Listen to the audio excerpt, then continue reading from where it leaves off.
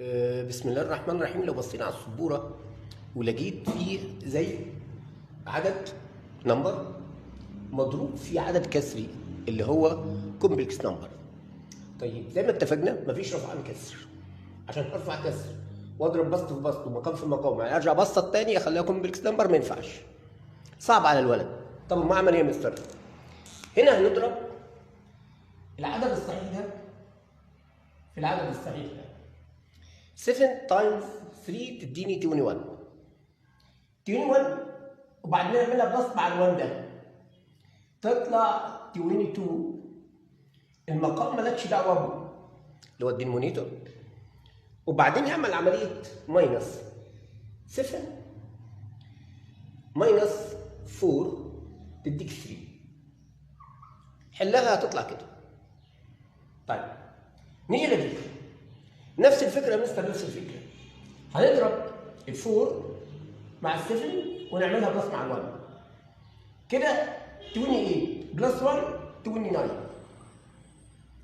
المقام اللي هو الدينومينيتور زي ما هو ماليش دعوه. وبعدين ال7 ماينس 5 تديني 2. جربها. نفس الفكره نفس الفكره. احنا عايزين فكره واحده اللي مش عليها.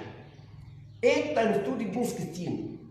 16 بلس 1 تديني 17. سي المقام زي ما هو. طيب 8 ماينس 4 تديني 8 تديني 4. طب يا مستر ما هو 4 اوفر 4 تديني 1. ال1 مع 17 يديني 18. جربها. طيب 15 تايمز 3 تديني 45 بلس 1 تديني 64 يعني 46.